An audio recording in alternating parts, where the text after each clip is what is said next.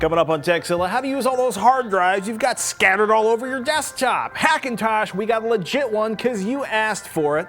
How to avoid killing batteries in your digital camera, and a big old stack of viewer questions. Heat up a bowl of chili and sprinkle on some cheese because Techzilla starts now.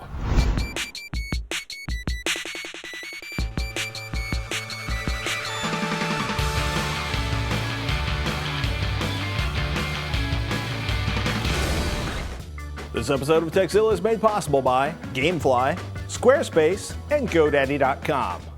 I'm Patrick Norton. I'm Veronica Belmont. Welcome to Techzilla, hands-on reviews of the latest tech and how to make the most out of the gear you already got. Whether you're a beginner or tech support for your friends and family, if you've got a question about netbooks, hard drive picks, ebook readers, or the best Chinese takeout in San Francisco, we've got an answer for you. Or one heck of an argument if we're talking about Chinese takeout in San Francisco. Japan. Oh, yes.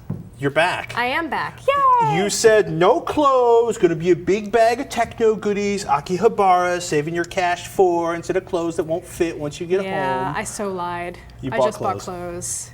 I didn't buy any gadgets. I went to like Big Camera and a couple other electronic stores, and I just didn't. There wasn't anything I really needed. So there were no revelations where you saw something that like every other person in Japan was carrying that you were like, oh my God, they don't have those in the United States. Something they do have are these little blocks. They're like stackable Lego style blocks that you plug into. I'm not sure if you plug them into an iPod or where you plug them into. I think they're little speakers for your iPod. Really? And you plug it in, and then it. You just stack more blocks on. I can't remember if they were speakers or like something else, but I saw them in every single store. If anybody out I don't know if that was a trend or what. Has the score on the stackable blocks. I mean, okay, I bought a netbook last week, 2 in fact. Oh, 2, wow. 2. Let's not get into it. We'll talk about that later. You're like me. We have the same amount of netbooks now. It's kind of scary when you put it that way. One's going to be a car PC. It's going to be fun.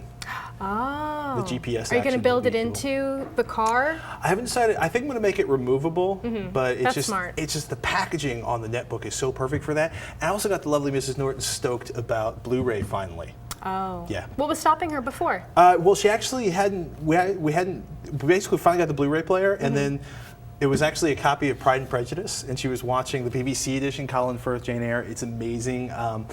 Or Jennifer L, I should say. Actually, she was like, "Oh my goodness." They use candles, not light bulbs in the background. She started seeing all the detail in it. It's also an incredible remaster. And actually, I should also say, if you haven't seen it, check out HD Nation, which Robert Harrod and I are hosting, which came out Tuesday of this week, the very first edition. Congratulations. Hopefully it didn't suck. I'm sure it didn't suck between the two of you. So did you get that Magnavox one, the $100, sub $100 Blu-ray player? You know, I thought about that, and part of me is like, you know, we may go out to see if there's still one around there, but a lot of times when Walmart does a loss leader like that, it's something that they get like a container load of, and there's like 3 in each store, and they never come back. If they're still around next week, of some truck in like Southern California. Well, I mean, it's there's so many brands out there that you find at Walmart. There's a lot of legitimate brands at Walmart. Don't get me wrong. I bought a lot of electronics in Walmart in parts of Nevada where there was no, you know what I mean? There's nowhere else. There's like a Radio No Shack. Best Buy, no Fry's. Yeah, there's like a Radio Shack in Ely, and there's like a Walmart like halfway to insert name of town here. But in a lot of cases you run into where it's like a brand that everybody knows and loves, like Polaroid, right? It's a Polaroid DVD player or a Polaroid iPod charger, you know what I mean? Because there's these companies that they buy. I was not aware that Polaroid made those things. They didn't until Polaroid basically went out of business and somebody bought the rights to the name, and then they make a little label and they glue it onto stuff that they bought on the cheap overseas, and that's a very common thing. So I'm kind of curious to get my paws on the Magnavox. I've never heard of that. It's something that started happening a few years ago. So if you see like a name you're familiar with, and it's like, oh, they made race car engines, but it's a turnip twaddler, you know what I mean? It's probably one of those deals. Also, not a brand I'm familiar with. Well, we should probably move on to questions, and our first question of the day comes from Christopher out in the United Kingdom. Take it away, Chris. Hello, lovely Techzilla folk. My geekish lifestyle means that I have loads of hard drives dotted around my room, and it'd be nice to use all of them. So I'm looking to buy a SATA hard drive dock. Can you recommend any? Love the show. So Brando has a ton of interesting stage racks, such as the dual SATA HDD multifunction dock with one-touch backup, which is super cool. It's got USB. It doesn't fit on the eSATA. box though, that name. I know, it's a super long name. I found like all of the stage docks or stage racks that I found were like super long names, but that's beside the point. And as the name insinuates, they can hold 2 SATA drives, which might help with your situation a little bit. They also have a lot of single multimedia docking stations that have HDMI outputs and also media card slots, which I thought was super interesting. Any eSATA adapters that you've seen so far? Well, that one has eSATA. Oh, cool. Yeah.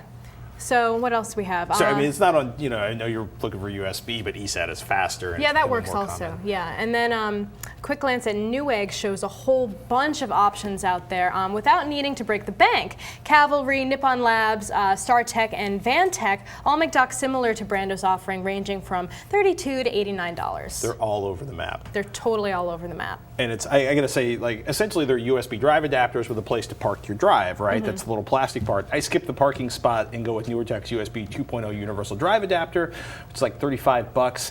The Cadillac, or the 3/4 ton truck of these drive adapters, come from WeeBeeTech. They aren't cheap, but they are bomb-proof. If you have to yank stuff in and out all day long, they're great. On a side note, the $20 no-brand USB SATA drive cables at my local computer store work great. Yeah, that's one totally simple way of doing it. But he did mention DockStation in particular. Just rolling it out there in case anybody wants to go super cheap. It's like, wait, this is expensive. Can I just have a cable? Stepping things up a bit, IcyDock has the side dock. All right, here's a name for you. MB674SPF-B, screwless 4 and 3 SATA 1 and 2 hot swap internal backplane RAID cage for $119. That'll hold 4 SATA drives for you, but that doesn't have the convenience factor of a USB connection. No. Which you may want. A lot of people like that. You can find ones like that do, but they're going to run you a lot more money, like upwards of $250 or so. I wonder if you can use that without the RAID enabled. If you can just use that to dock the drives, it'd be fun to play around with. Probably. Because then you can have this crazy just, like drive daisy dock. chain them and. I don't know And then how there was that would work. dancing. Yes. Yes. So or you can use shop it to build an around. unrated Yeah. box. Huh? Or an unrated box. Yeah. So, yeah. It's, There's a lot of options out there for you, so shop Yeah. around. Xeon and Logitech also have some solutions out there. I actually saw Logitech ones from way back in like 2005 or 2006. I couldn't find any new ones, so I don't know if they're still in that market or not. yeah, it probably sounds like something that's sort of remainder warehousey stuff. I try to go for something fresh when I'm talking Everyone's about got Drobos these days, so they're like, I don't No, need a lot of people are actually still, need a a lot of people are on docking RAID station. devices and, oh, let's not even get into this whole conversation. I know. We're going to make people angry. But hey, you want to make me happy? Send us in a video question. Just record yourself in front of a video camera asking a question and try to make sure it's no longer than 15 seconds. Upload your question to YouTube and then email us a link to your fabulous video question with, naturally, video question in the subject line. It's so easy. Try sending us one today. Still to come, we'll show you how to run a legit copy of OS X on a homebrew PC. You wanted a Hackintosh segment, we've got one for you. But while we've got your attention, let's take a moment to thank one of our sponsors, GameFly. Video games, not cheap, and sometimes they suck. If you're dropping $50 on a new title, that's gonna hurt if you don't like it. Enter GameFly, the largest online video game rental service. They got over 6,000 new and classic titles across all consoles and handhelds. Instead of gambling $50 on a new game, how about $15.95 a month to become a GameFly member? You can rent 1 to 4 games at a time, keep them for as long as you like, no late fees, no due dates, shipping is always free. When you're done playing a game, ship it back, GameFly will send you the next available game on your list. If you really like the game you're playing, click Keep It on the GameFly website and the game is yours at a discounted price. Discounts are good, right? And GameFly will even mail you the case and the manuals free of charge. Speaking of free, how about a 2-week free trial? Techzilla fans get a 2-week free trial when they sign up at gamefly.com/Techzilla. Some restrictions do apply, see the site for details, and please support Techzilla by trying out our sponsors like GameFly. Welcome to this week's freebie download pick, a free program that we find useful, fun, or incredibly interesting. This week, Logon Studio. Tired of that same old login screen wallpaper staring back at you every time you boot up Windows XP or Vista? Rejoice, for Logon Studio is here to change things up. Logon Studio is a no-nonsense app created for the express and sole purpose of changing your login screen in XP or Vista. Once you crank it up, just select for pre-made skins or create your own. Select the photo or image you want for a login wallpaper, voila, it's done. You no longer have to stare at that same old screen. If you're running Logon Studio in XP, it also allows you to tweak various parameters in your login page, including background lettering and buttons. So if you find the default Windows login wallpaper just a little too bland for your taste or want to change things up in XP, give Logon Studio a try. We've been getting a ton of questions about how to build a Hackintosh. That's a PC that runs OS X. So we asked our friend Colleen from Up at This Week in Tech to give us the step-by-step on how to install a legal copy of OS X on a PC. Why a legal retail copy? Because we didn't want to get crushed by angry lawyers rushing up from Cupertino. That's bad. It hurts. Colleen, welcome to Techzilla. Good to be here. So what do you normally do? You're sort of like in and out. Sometimes you're on camera, sometimes you're in the background. What are you doing up at the cottage? I'm a technical project manager at TWiT, which means essentially I make all the technical stuff work when Leo's not around or when he's around, but he's on camera. So basically you're running cables, you're making computers run, you're building stuff. Running the board, writing for the website, managing Drupal development, stuff like that. Drupal development. Say that 3 times fast. No. Don't, it hurts.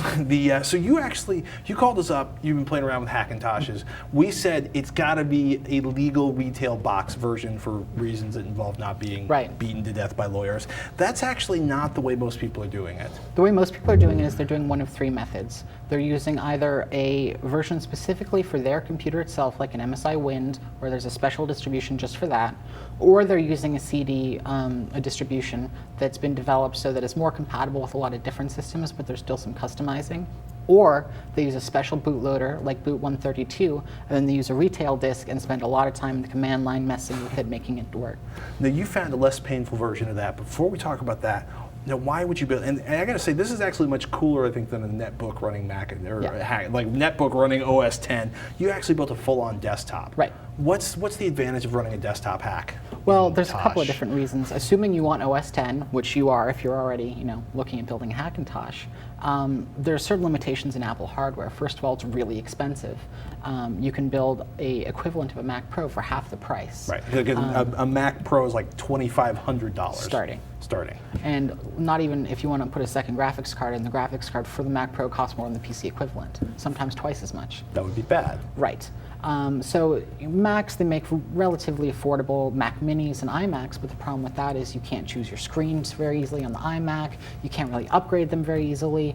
You can't stick a bunch of hard drives in it. It's just not very versatile. But if you're building with PC hardware, you can build a small form factor system, you can build a silent system, you can build a super powerful big system, whatever you want to do, and it's cheap. So our big hoop to jump through was an OS 10, a legal retail copy of OS 10, without having to download some strange nefarious version of OS 10 off the internet. Right, that somebody's really messed with. You found one good solid way to do that. Right. The best way to do that is with an EFi-X bootloader. And what this does is it allows you to boot into an EFI environment, which then allows you to boot OS 10.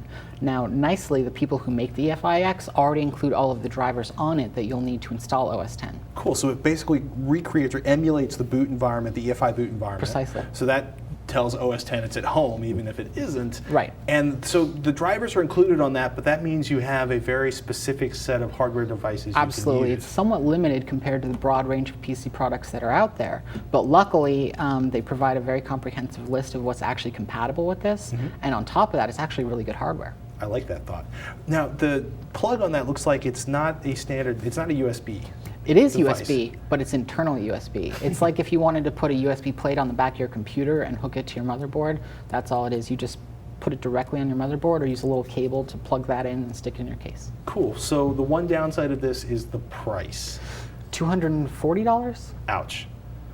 It's a lot of money. On the flip side, for $240. You're still cheaper than a Mac, even after you build yourself a kick-ass system. So that's actually pretty cool. So, $240, plus $100 for the operating system, but you're actually getting a more powerful machine than you can buy for like $1,000 more. Right, you can build yourself a more powerful computer than a Mac Pro for a lot less money. You can build something equivalent to the base $2,500 Mac Pro for a little over $1,000. You're not going to find one of those at your local computer store. Absolutely not. There's only one website in the United States that I know that sells them. There might be others, but I got this from expresshd.com. Cool. So we're going to come back in a minute. We're going to talk about actually configuring, or Colleen's going to talk, I'm going to nod my head a lot, about configuring the BIOS to make this work. It's pretty easy, but you want to pay attention to some of the settings.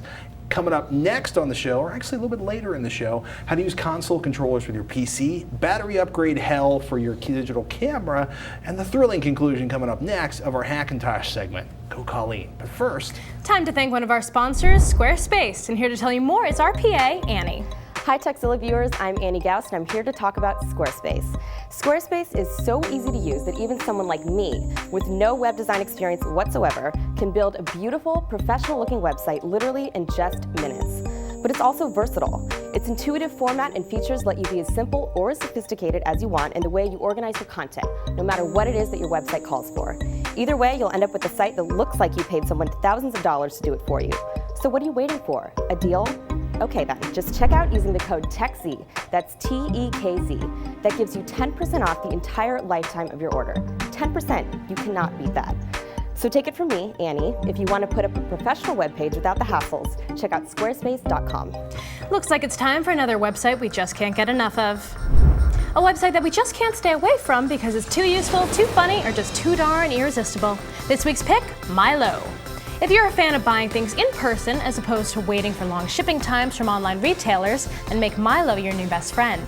This helpful site is a real-time search engine for thousands of products, and it will show you exactly where you can buy the object of your desire and if it's in stock. Let's take a look at an example.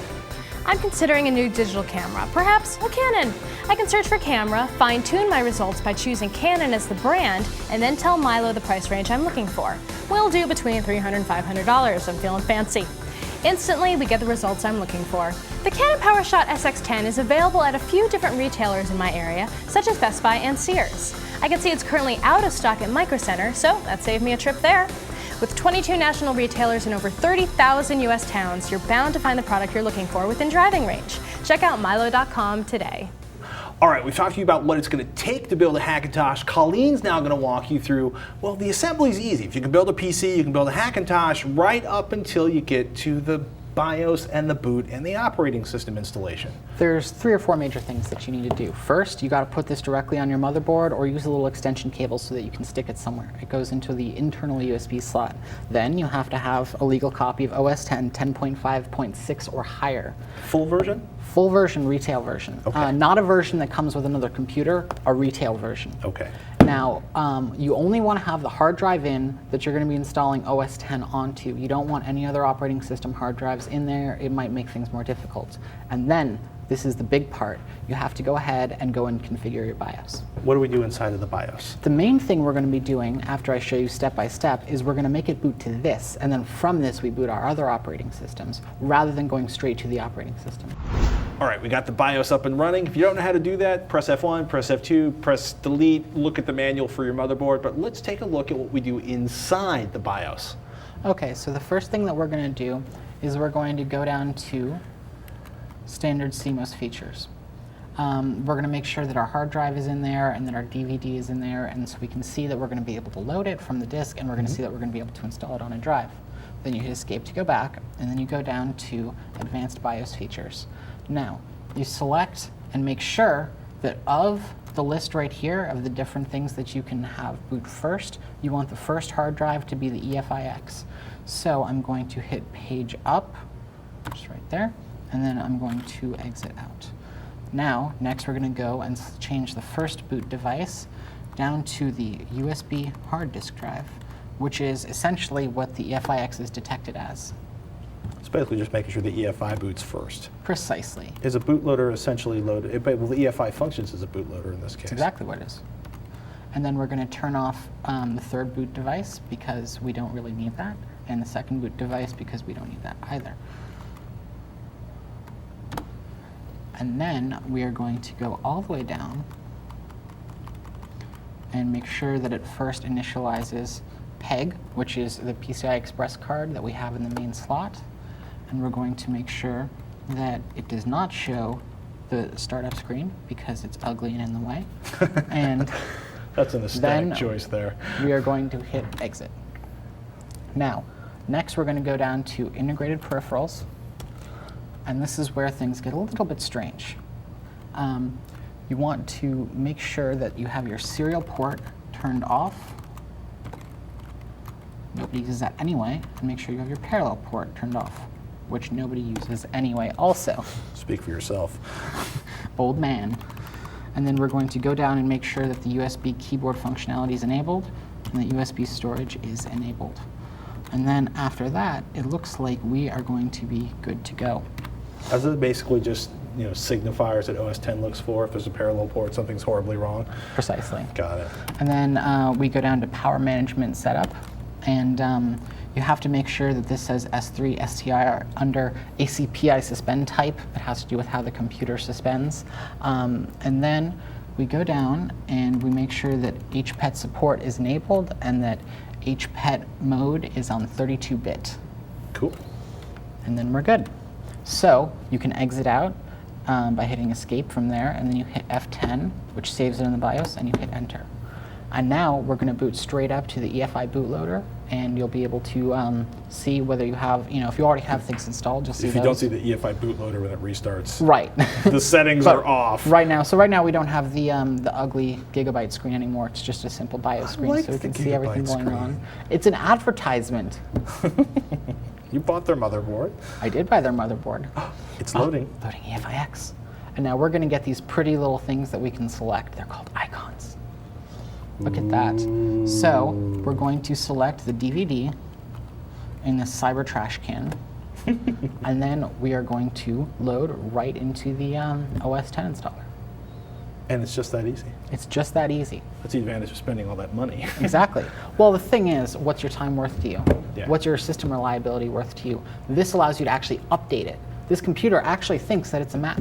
Which is a good thing. It basically means you can just being able to upload the operating system updates is a fantastic. Oh yeah, you can useful update thing. this just like anything else.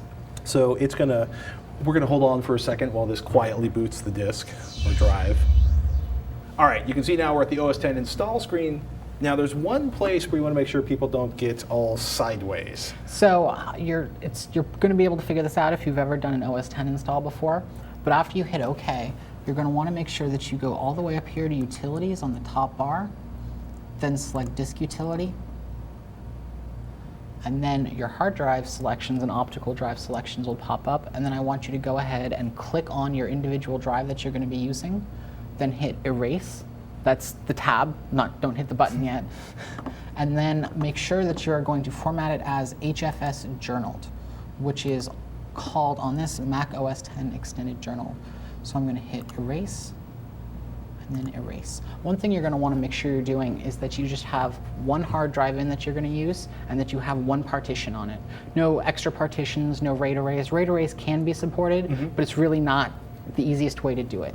Save If you can yourself some trouble. install additional operating systems, you just want to do it after the OS X. Sure, so if you want to go ahead and install Linux or install Windows, what you want to do is unplug your OS X drive, and for Windows and Linux, unplug the USB EFi-X device, install it as you normally would, plug the EFi-X device back in, boot to that, and you can just select them. It just detects them. So the caveats here are, obviously you're going to need the EFi-X bootloader. You're going to need a full retail copy of OS X. You need to make sure you use supported hardware, and you need to make sure there's no other drives to any other operating systems connected when you're installing OS X. Correct. Anything else you'd add to that list? There's a few little things depending on your configuration. For example, I always run 3 or 4 graphics cards in a system because I like to do SLI to play games in Windows, or I use triple 30-inch displays and I need enough output ports to be able to support that. And one thing that I found is I have to select the second or third PCI Express graphics card as the primary one in order to make it work in OS X.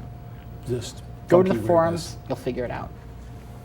weirdness. We're in the bootloader from EFi-X. And it looks great. What we did is we went ahead and installed the Apple operating system, OS X Leopard, just like you would anything else.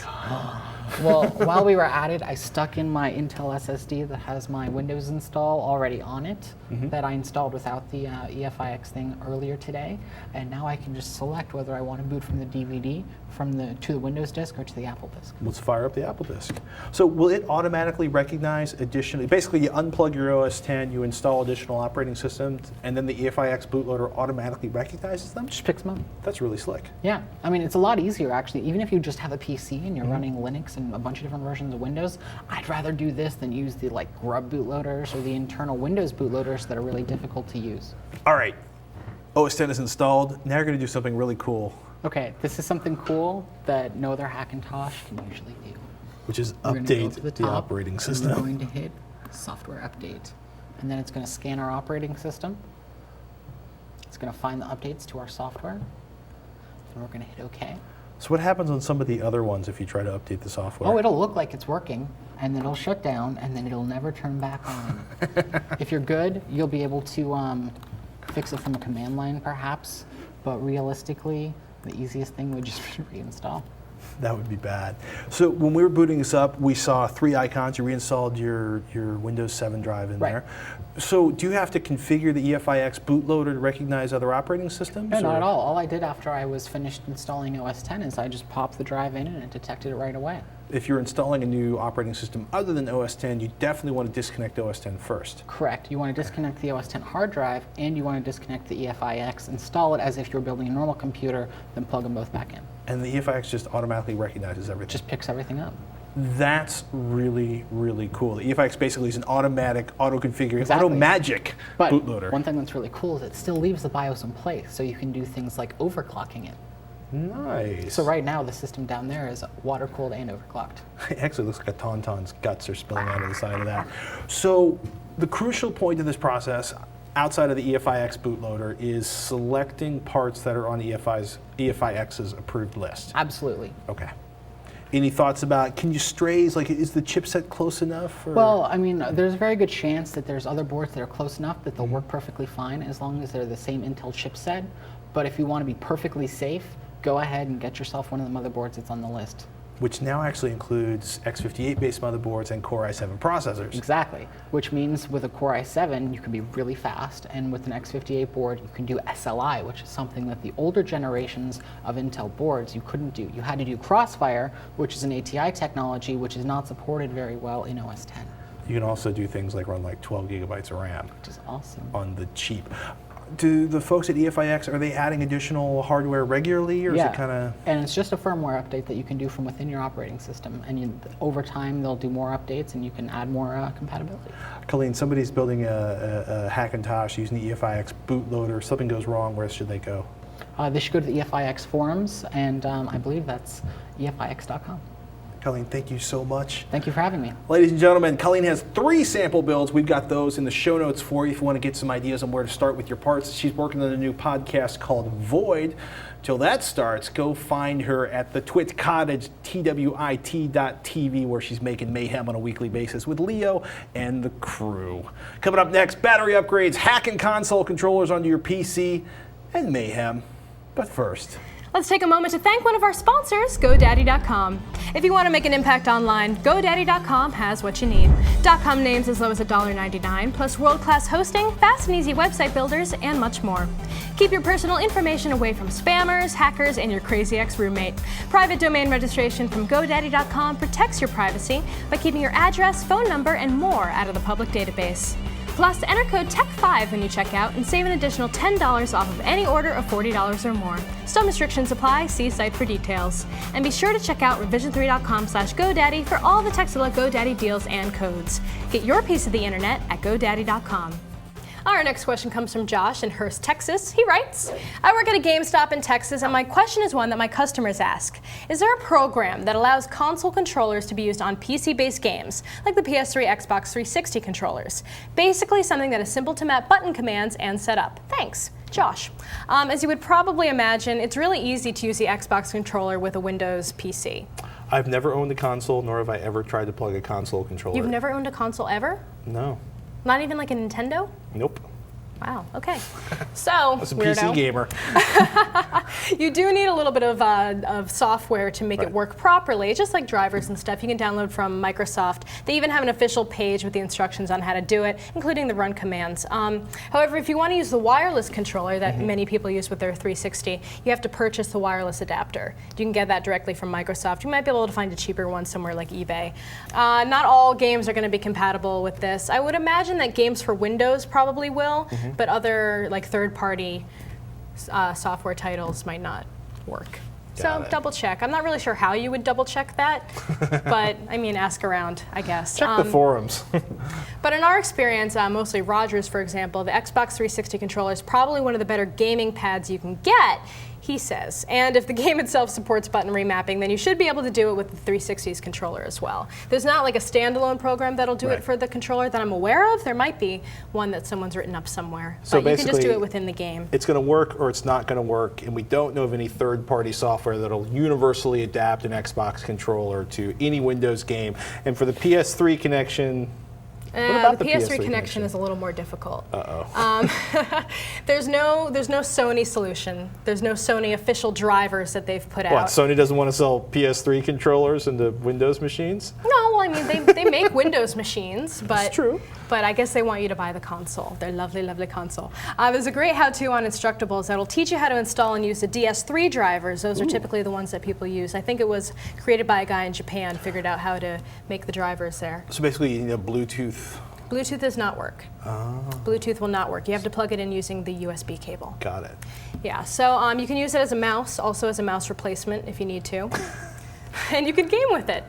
People have, unfortunately, reported some mixed results. I know the guys over at the Crave blog at CNET tried to do it. It didn't work for them, but I saw tons of responses in the various gaming forums that said it did work. Your mileage may vary. Your mileage may vary. And no, unfortunately, as we mentioned, there's no real simple mapping solutions that are for all-encompassing. But you might be able to find ones within the game, and hopefully they'll get the job done for you. Cool. All right, well, our next question isn't actually an email. It's from the forums from YoQ. He writes, I have the Canon PowerShot 880, and I don't know if it's defective or if I'm not using the right batteries. I read somewhere that digital cameras use nickel metal hydride batteries, but then I see people using normal alkaline batteries with no issues.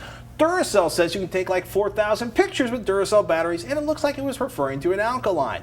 I tried using Duracell alkalines, and it eats brand new AA's in 30 seconds. What's going on? Is the camera defective, or am I only supposed to use nickel metal hydrides? Yo, Q. 30 seconds? That's not good. So if you go to Canon and you go to check the manual for your camera, it's designed to use alkaline nickel metal hydride batteries are an option. So there's no reason you should be getting 30 seconds of battery life out of alkalines or nickel metal hydrides. Yeah, that sounds like a wicked defect you got there. Could be a problem with the sensor inside of the battery, basically misreading the power on the battery. It could be a short inside of the battery. Basically though, unless you want to run around with like a generator and a power source, and even that might not do it, your camera's dead, man. Yeah, it's time to buy a new one. I did read in some places that using NIM batteries, as I like to say, in place of alkaline batteries, sometimes the sensor reads them incorrectly. So I don't know if your camera is one of the ones that does that. It probably isn't. It's probably still just a short. Like Duracell alkalines. You're right, yeah, he did say he was just using the Duracells, but I was wondering if he had switched to try some NIM batteries and it still didn't work. On the flip side, for $100, you're going to go from a 2003 camera to a 2009 camera. Your click to clunk on your shutter, basically like instead of like aiming at something and clicking and like waiting that half count, the shutter response is going to be instantaneous. You're going to get more megapixels, which I'm not too excited about, but you're going to get significantly better and faster processing, probably better lens, and significantly improved CCD. So on the downside, your camera's done. Unless maybe somebody threw a piece of wire or a paperclip in there that's doing something horrible to your batteries. But there's alkalines going dead in 30 seconds. I got a suspicion if you throw the alkalines in there, take 3 pictures, they're dead, and then put them on a battery tester, they'll still be charged.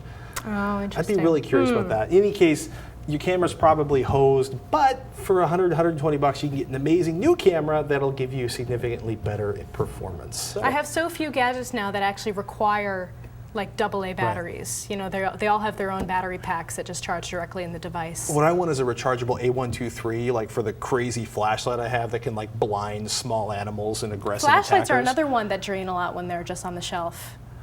Well, I don't know. I think you drain batteries. You got like some. My batteries are charged, baby. For all of you watching, I don't know what that meant. We live on your questions, especially about Veronica and her batteries being charged. I told you I was on the Claritin and coffee. I told you. I warned you. How are your batteries feeling? Pretty good. So basically, maybe you just draw electricity from the batteries around you. Maybe. I suck the life out of things around me. Email us, rogue. Techzilla@revision3.com. Oh wait, that's Powers.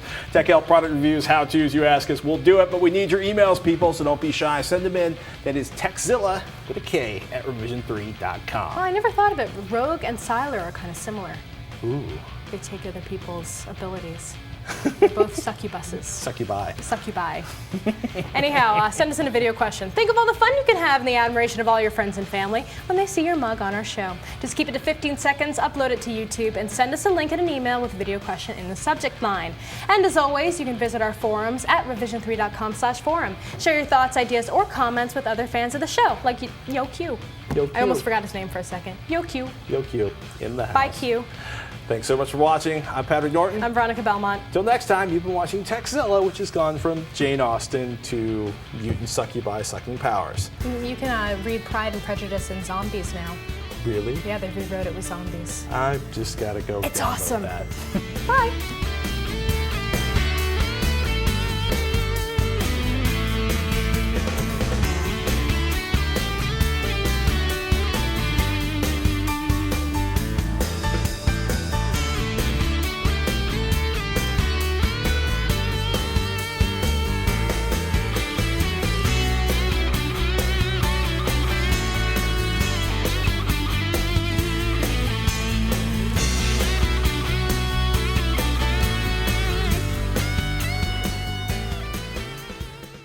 I'm wafting my pheromones in the room. I will be irresistible. Pheromones. We call them chili farts. She calls them pheromones. No bloopers. No Sad. bloopers, it doesn't go in the bloopers. Doesn't go in the bloopers because I said It's so. recursive Veronica. Oh, hey-oh. Hey! I'm like a... Welcome to Zebra Daily. We're going to talk about the 3 finest ways to barbecue zebra and why you should consider flank steaks this Sunday at the market rather than the traditional rib roast. Ladies and gentlemen, zebra is tasty, nutritious, and all kinds of endangered, which is what makes it really fun to eat.